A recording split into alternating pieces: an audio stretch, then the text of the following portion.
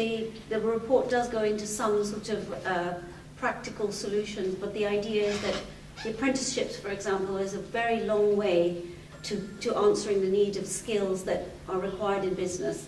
But again, I've said half of the applications are from BME staff, BME students, and really it's not enough. You know, something is falling short. What is it? Is it the process that's difficult for them to approach, or is it outreach to them, or is there a problem within the application process itself where people don't get accepted into the apprenticeship? And there's got to be an investigation into that. For me, any statistics, because I'm an economist at heart, I suppose, and I'm studying psychology and sociology and globalization, but the statistics speak volumes. If there is a disparity between one ethnic group and another, or the national average, there's got to be a reason, there's got to be causality. Because, you know, whether it's social, whether it's procedural, or whether it's actually the aspirations of people. And so that's something that needs to be looked at. The task force report suggests several things, but there's one thing here that stands out. It says, for example, that progress in the private sector lags far behind that of the public sector in this department. So therefore the task force recommends that the government uses contract compliance with private sector companies to promote workplace equality. In other words, that the act that that Merlene's referring to, that it should actually do exactly the opposite of what this act is supposed to do. It suggests that the private companies and public companies do not have to comply with any equality issue. And the recommendation is that it should be the other way around. And therefore, the practical need to actually comply will force those who are offering apprenticeships, etc., to ensure that they've got a certain number of people in there. That's one. The other one is about where's the party, and do you think we've lost our consciousness, you know, and our values possibly with regards to this issue. I came to the party quite late in my life. I'm only 3 years old into the party. But I came in because of the values of Liberal Democrats. I've been in this country for 30 years. I studied the political system, and I've been courted by the Conservatives ever since I stepped onto this country. The values, and when I did join the party, all of the people that I worked with in race relations and faith relations, they all questioned my choice, because the Liberal Democrats have a very poor reputation in the community. So I'm hoping to readdress that. And I think that strategically, the party has a long way to go. But I think that there is a commitment to these values. And it is for everyone in this room, and all of us who care, to actually never lose that voice. Because unless we actually speak up and keep this agenda at the forefront, you know, it's not going to happen. And I don't think people have lost their consciousness. They've just sort of been diverted, distracted.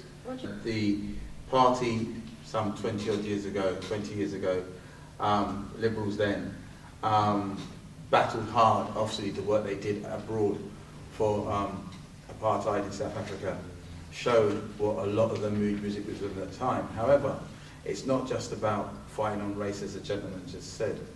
I feel there's a long way to go, because the mood music has been diluted by being in coalition.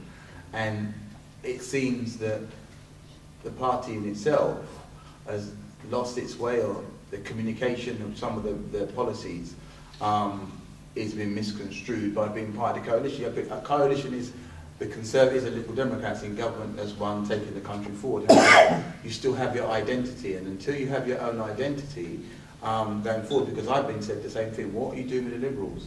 You can cut the head off a snake and have no head, and they'll vote Labour. You're a black man, what the hell are you doing with them? I mean, they're Tories in disguise. Right? So to say what the gentleman said is true.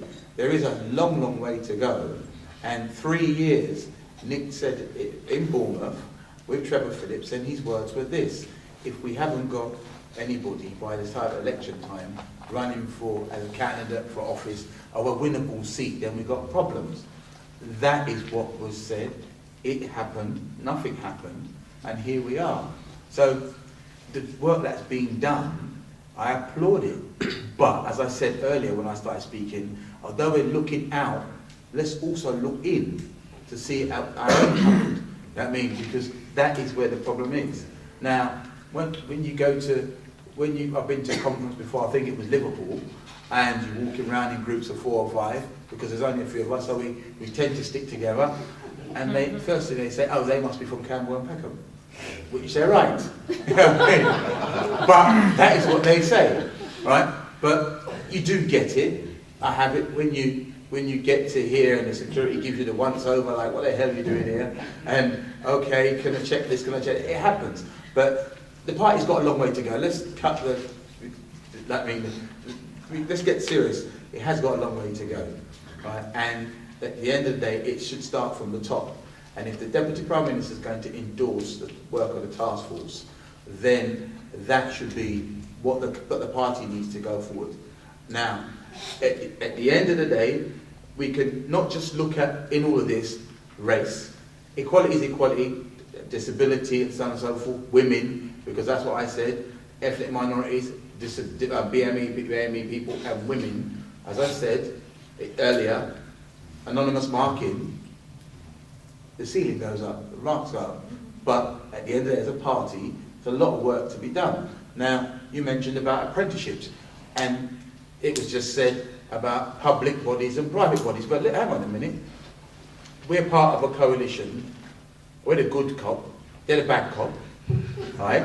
Let's get that. You know where I'm coming from. Small business needs money, needs funding to take on apprentices. At the end of the day, they incentivise the companies with £1,500. What does that do?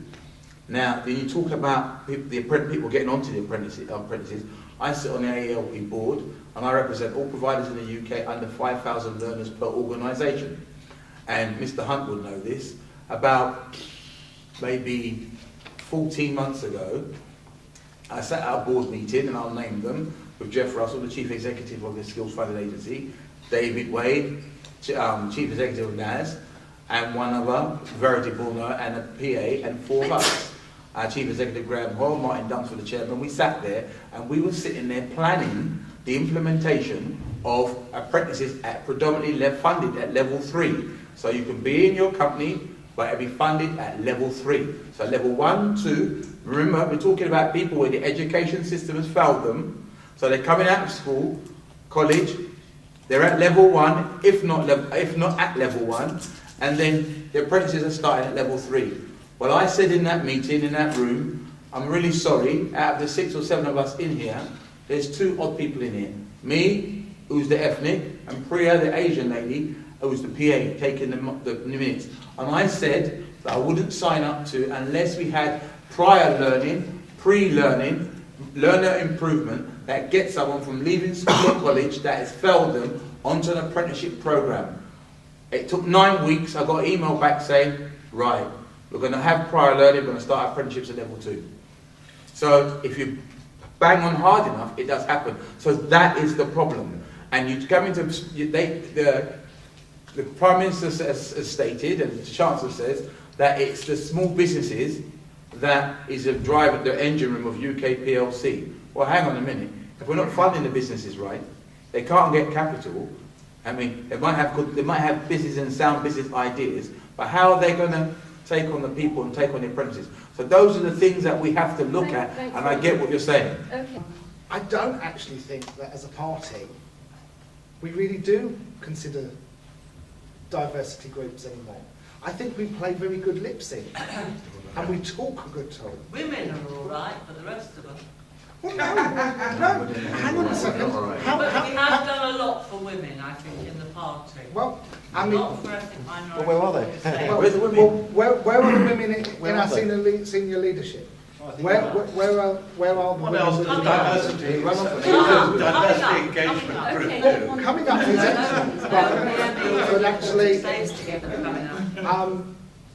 Ethnic minorities, disability, I think we talk about it, but how much we actually implement it, unfortunately I don't think we're much better at it than the other parties. We have a lot of work But we to have do a lot of anyway. work to do, Yes. and we are at least working in the right direction. And it is through organisations such as EMLD and the LDDA that we can bang on and take it forward.